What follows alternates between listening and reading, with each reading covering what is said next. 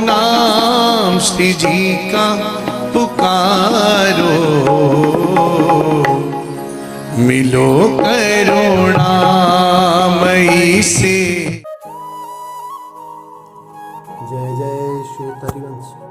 अच्छा, श्री नंददास जी महाराज जो भक्ति रस है ना, उनके बहुत ज्ञानी थे। भक्ति रस का जो मर्म था, जो मर्गम में कह लो या उनको ज्ञानी कह लो, लेकिन बहुत अंदर तक भी जानते थे। जो भक्ति का रस नहीं बोलते, बोलते रस आ गया, आनंद आ गया, उस रस को बहुत जानते थे। गोसाई विठलनाथ जी ने उन्हें अष्टछाप के जो कवि थे ना, उन्हीं में स्थान दिया था। उनके पिता का नाम था जीवाराम और चाचा आत्माराम थे। वे शुक्ल ब्राह्मण थे, रामपुर गांव के निवासी थे। कहते हैं कि गोस्वामी तुलसीदास जी उनके गुरु भाई थे और नंददास उनकी बड़ी प्रतिष्ठा, सम्मान और श्रद्धा दृष्टि से देखते थे उनको। वे युवक होने पर उन्हीं के साथ काशी में रहकर पाठशाला जाया करते थे, विद्या का अध्ययन करते थे। एक बार काशी से एक वैष्णव समाज भगवान रणछोड़ के दर्शन के लिए द्वारिका जा रहा था। तो नंददास जी ने तुलसीदास जी से आज्ञा मांगी। उन्होंने पहले तो जाने को मना कर दिया कि नहीं भाई मत जाओ, पर बाद में नंददास ने उनको पर्याप्त विनय से प्रसन्न किया, मीठी मीठी बातें बोली कि मेरा मन नहीं लगता। बाद में विरह की बातें भी बताई, अपने हृदय की जो पीड़ा थी ना, वो उनके सामने प्रकट कर दिया। तो तुलसीदास जी उस चीज को मान गए और प्रसन्न हो गए उनकी भावना देख करके, फिर जाने की आज्ञा दे दी। मथुरा में उन्होंने वैष्णव समाज का साथ छोड़ दिया और वे वहां से द्वारका के लिए स्वयं आगे बढ़ने लगे। और ऐसा हुआ, कुछ दूर चलने के बाद वे खुद रास्ता भूल गए और कुरुक्षेत्र के निकट शिहनंद नामक गांव में आ पहुंचे। वहां से किसी कारणवश, कोई कारण हो गया, पता नहीं क्या बात हुई, वे श्री वृंदावन को फिर लौट आए और नंददास जी फिर वापिस यमुना के तट पर आ गए। यमुना जी के दर्शन से उनका लौकिक माया मोह बंधन सब टूट गया। उन्होंने उस पार वृंदावन के बड़े बड़े मंदिर देखे, अपने जन्म जन्म के सखा का प्रेम निकुंज देखा, वात्सल्य भाव था, सखा भाव था। प्रियतम की मुस्कान यमुना तट की धवल और प्रमोज्वल बालुका में बिखर रही थी। ऐसे कि लग रहा था कि कन्हैया साक्षात उस यमुना जी की जो रेत है ना, उसमें खेल रहे हैं। उन्हें ब्रज देवता आलिंगन के लिए बुला रहे हैं। ब्रज देवता कौन है? कन्हैया ही तो है। बाहें फैलाकर खड़े हैं मानो, और कह रहे हैं कि आप इधर आ जाओ नंददास जी और मेरे गले लग जाओ। ऐसे बाहें फैला रखी। और वैष्णव परिवार गोसाई श्री विठलनाथ ने पूछा कि ब्राह्मण देवता कहाँ रह गए? तो सभी आश्चर्यचकित हो उठे। फिर उन्होंने अपना एक शिष्य भेजा, कहा कि भाई खोज के लेके आओ, ढूंढ के लेके आओ, वो तो यहां से अनजान है, और उनको लाओ। तब वो शिष्य ने उन्हें ढूंढ लिया और फिर वो बुलाया। फिर गोसाई जी की परम पवित्र दर्शन से धन्य उठे। दर्शन किए, उनके चरणों में जैसे दंडवत प्रणाम किया, उनके नेत्रों से अश्रुधारा बहने लगी। बहुत विहल हो गए। गोसाई जी ने उठाया और श्री विठलनाथ जी ने साक्षात प्रभु के अवतार हो, उन्होंने अपने गले से लगाया। गोसाई जी ने उनको नवनीत प्रिया का दर्शन कराया। ये गोकुल जी में है नवनीत प्रिया जी। नंददास जी को दीक्षित किया और उन्हें देहानुसंधान नहीं रह गया, मतलब कोई शुद्ध नहीं रही अपने शरीर की। चेत होने पर नंददास की काव्यवाणी ने भगवान की लीला रसानुभूति का मांगलिक गान किया। वे भागवत हो उठे। उनके हृदय में शुद्ध भगवत प्रेम की गंगा बहने लगी थी। मुंह खोलने की जरूरत थी, बस पता नहीं क्या क्या प्रेम में निकल रहा है, वो तो वही जाने या फिर सुनने वाले जाने। लेकिन सोच लो, अगर गंगा मैया का नाम वहाँ दिया है तो बहुत ही पवित्र और बहुत ही रसमय वाणी होगी वो। श्री गोसाई विठलनाथ ने उन्हें गले लगा लिया उठ करके। नंददास ने गुरु चरण की वंदना की, स्तुति की उनकी, और ऐसी स्तुति की कि जितने भी शिष्य श्री विठलनाथ जी के हुए, ऐसी स्तुति किसी ने नहीं की थी। सब अपने अपने भाव से और अच्छा ही करते हैं, सब अच्छा ही करते हैं। लेकिन जो प्रेम उमड़ा हुआ था ना, कभी कभार बोलते भाव में बोल दिया, वो भाव था उस समय, और उस भाव में वो स्तुति गाई गई। श्री विठल मंगल रूप निधान, कोटि अमृत सब हंस मृदु बोलन, सबके जीवन प्राण, करुणा सिंधुदार कल्पतरु, देत अभय पददान, शरण आए की लाज चहूं, दिस बाजे प्रकट निशान, तुमरे चरण कमल के मकरंद,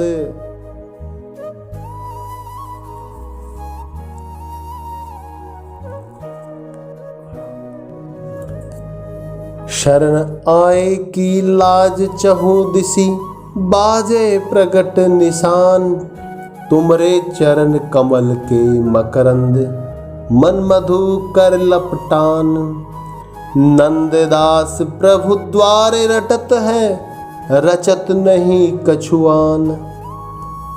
उन्होंने गोसाई जी के चरण कमल की जो एक निष्ठा होती है, उसके साथ आश्रय के लिए इच्छा प्रकट की, और श्री वल्लभनंद का दास कहलाने में उन्होंने परम गौरव अनुभव किया। अपने गुरुदेव का शिष्य होना ये तो बहुत बड़ी गौरव की बात होती है, क्योंकि गुरु शरणागति जो बड़े बिड़ले होते हैं उन्हीं को मिलती है, जिनका हृदय कोमल साफ।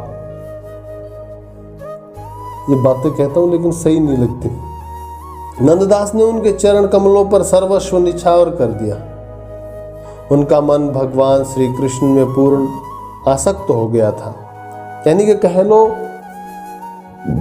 मन दे दिया था, अपना चित्त दे दिया था, या उन्होंने ले लिया था। चित्त चोर है उनका नाम, वो चित्त चुरा लिया था। उनका मन उनका रहा ही नहीं था, मन तो श्री कृष्ण का हो रखा था। उनकी आसक्त हो गए थे। श्री नंददास जी श्री कृष्ण भगवान के आसक्त हो गए थे। ऐसे लगा लो या पागलपन, दीवानगी, मोहब्बत, प्यार, दुलार, लाड, जो भी अपने सखा के साथ दूसरा सखा जितना प्रेम चाहता है ना, वैसे उनका गोवर्धन। उसके बाद वो गोवर्धन में श्रीनाथ जी के दर्शन किए। वे भगवान की किशोर लीला के संबंध में पद रचना करने लगे। बाकी जितने भी के गुरु भाई हुए ना, उनकी तरह।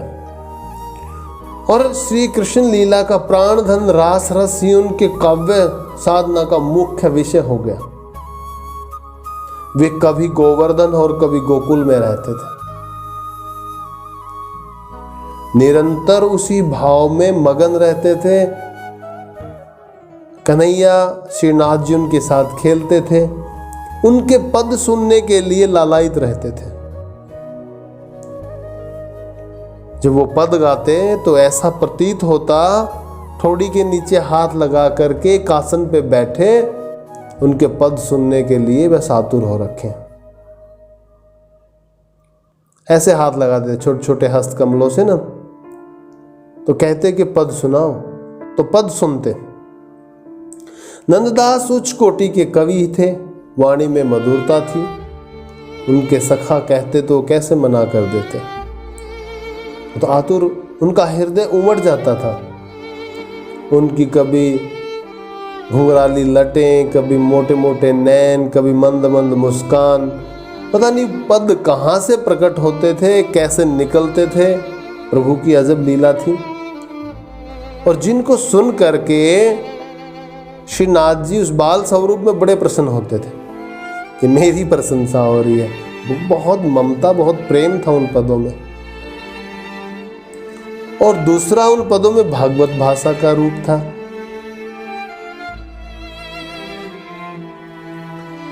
दूसरे जो कथावाचक थे ना उस समय में, और जो गोसाई जी थे या ब्राह्मण थे, उन्होंने गोसाई विठलनाथ जी से कहा कि अगर नंददास जी ऐसे पद गाएंगे ना, लोग इनके पद सुनने के लिए, सोच लो, जिनके लिए ठाकुर जी खुद प्रकट होते हैं, इनके पास में विराजते हैं, बाकी लोगों का तो कहना क्या, हमारी रोजी रोटी चली जाएगी महाराज जी। अगर ऐसा हुआ तो हमारे परिवार कैसे चलेंगे। दूसरे जो ब्राह्मण देवता थे, कथावाचक थे वो। तो उस दिन के बाद गुरुदेव भगवान के आदेश से महाकवि नंददास ने केवल ब्रज लीला संबंधी पदों और प्रधान के रूप में रास रस वर्णन को बचा रखा, सबके सामने पेश नहीं करते थे। शेष जितने भी भाषा भागवत को यमुना जी में बहा दिया था उन्होंने। और जो ये घटना घटी ना, उसके बाद सभी वैष्णवों के, सभी जन ब्रजवासियों के, वृंदावन, गोवर्धन, श्री बरसाना धाम, पूरे ब्रज में उनकी एक जो अलग छाप नहीं होती, वो छप गई थी सबके नेत्रों में। देखो, सबके सुख के लिए अपनी जो महाकाव्य जिनको बोलते हैं प्रेम रस, जिनको सुनने के लिए साक्षात श्री नाथ जी प्रकट होते थे, वो यमुना जी में प्रवाह कर दिए। उनका गौरव बहुत बढ़ गया था। नंददास जी की सूरदास से बड़ी मित्रता थी बहुत। महाकवि सूर ने उनके बोध के लिए अपने प्रसिद्ध ग्रंथ साहित्य में लहरी में उनकी रचना भी कही है। एक दिन महात्मा सूरदास जी ने स्पष्ट कह दिया कि अब तुम में वैराग्य का अभाव है। तब महाकवि सूरदास की आज्ञा से वे घर चले आए और कमला नामक कन्या से उन्होंने विवाह कर लिया था। उन्होंने अपने गांव का नाम श्यामपुर रखा और श्यामसर नामक एक तालाब बनवाया। वे आनंद से घर पर रहकर भगवान की रस में लीला पर काव्य लिखते थे। बड़ी, और ये नहीं था कि घर में आ गए तो उनकी जो काव्य रचनाएं थी, लीलाएं लिखना बंद हो गया, नहीं। और उनका मन तो श्रीनाथ जी के चरणों में निछावर हो ही चुका था। बस संत की आज्ञा थी, ऊपर से मित्र थे, घनिष्ठता बहुत थी, इसलिए उनका कहना माना, गुरु आज्ञा लेकर घर आ गए। कुछ दिनों बाद फिर वापिस, जब मन नहीं लगा ना उनका, कुछ घटनाएं घटी, कुछ चमत्कार हुए, कुछ लीलाएं हुई। संत भगवान पूर्ण रूप से तो किसी के सामने नहीं बताते, लेकिन ऐसा हुआ कि उनका मन वहां से फिर हटने लगा और फिर वो गोवर्धन आ गए। वे निश्चित रूप से अब मानसी गंगा पर रहने लगे थे। शेष जीवन उस दिन के बाद सारा अपना श्रीनाथ जी की सेवा में समर्पित कर दिया। दोबारा नहीं गए फिर लौट करके। भगवान श्री कृष्ण का यश चिंतन ही उनका मेन प्रमुख साधन था। वे हर समय चिंतन में खोए रहते थे, और चिंतन भी कैसा, उनकी रूप माधुरी का। संसार का तो कोई चिंतन नहीं, ऐसा मेरा सखा। और ये बात तो पक्की है, कोई भी चिंतन करके देख लो एक बार, पता नहीं क्यों अंदर से ना एक गलानी सी हो रही है कि ऐसा कर दे तो ऐसा हो जाएगा। बोलने में हिचकिचाहट हो रही है, बाकी आप लोग इसमें गलत मत समझना। लेकिन वो बड़े रसिक प्रेमी है ना, उनका मन तो निर्मल था, और यहाँ कीचड़ भरा हुआ है।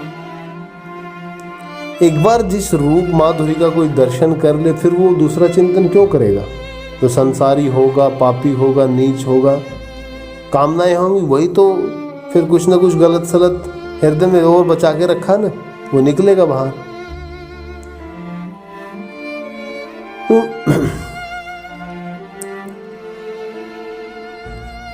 कहा कि अब उन्होंने भगवान श्री कृष्ण का चिंतन निरंतर करते थे और वे ऐसी कविता लिखने लगे, हरि के यश का रस न मिले,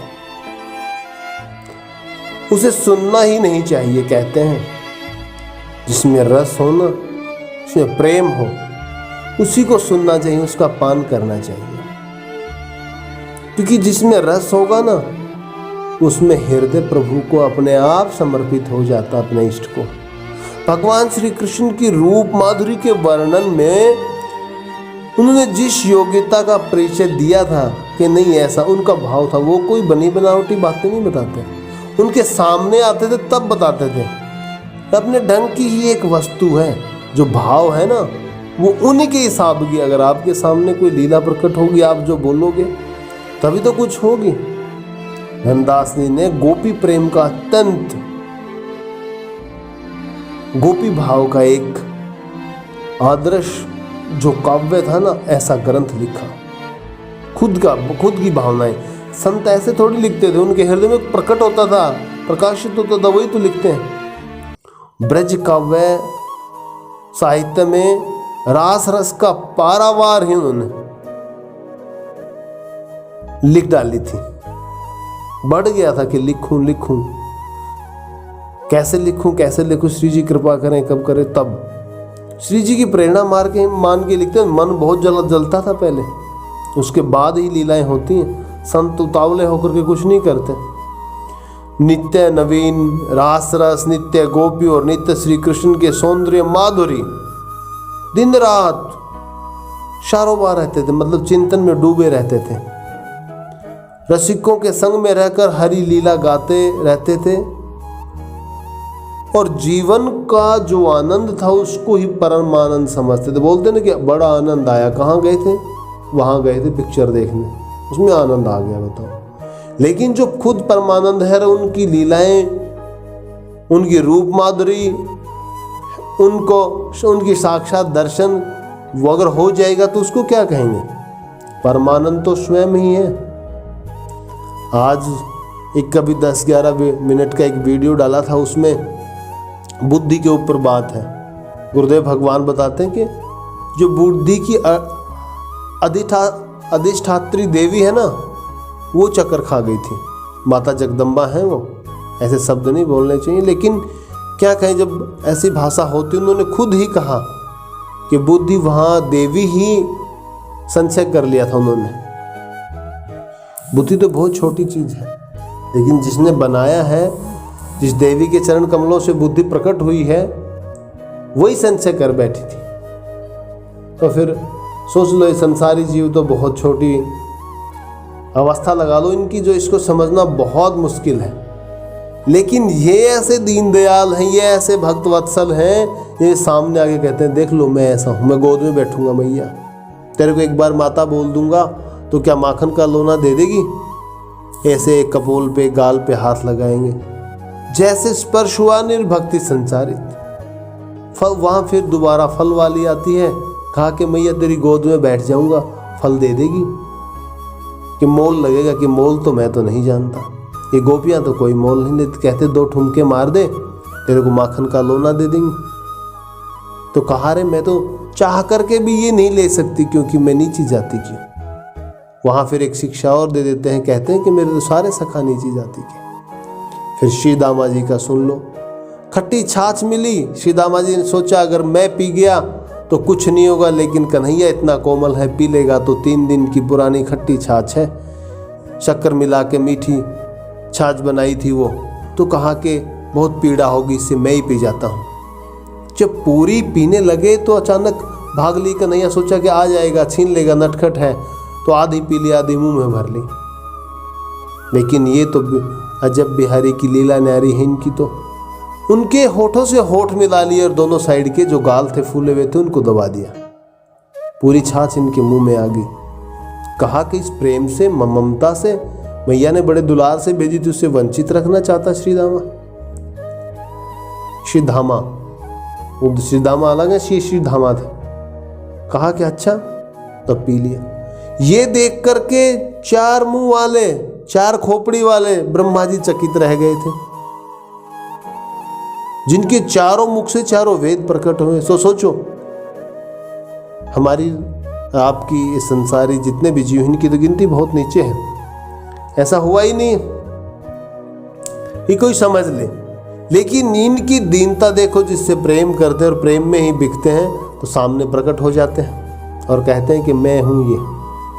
दुलार कर लो, घोड़ा बना लो, चाहे गिल्ली डंडा खेल लो, मार दो, पत्थर मार दो, तालाब में फेंक दो, कितनी लीलाएं करते हैं, है ना। कहते हैं कि इधर आ जा तो इधर आ जा, इधर खड़ा हो जा, इधर खड़ा हो, उखल से बांध दे, उखल से बन जाएगा। लेकिन अहंकार के साथ नहीं, बल के साथ नहीं, प्रेम के साथ बंधेगा ये तो बन जाता है।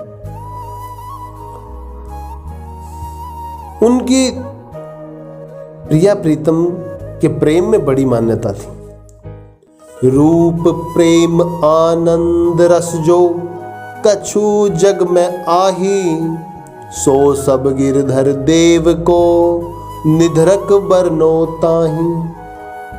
ये पद इनका आखिरी पद था। नंददास जी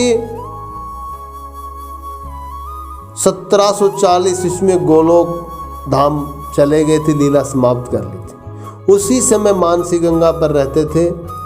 एक बार अकबर की राजसभा में तानसेन नंददास का प्रसिद्ध पद गाया था। देखो देखो री नागर नट, निर्तत कलिंदी तट, गा रहे थे। उनका अंतिम चरण था, नंददास तह गावे निपट निकट।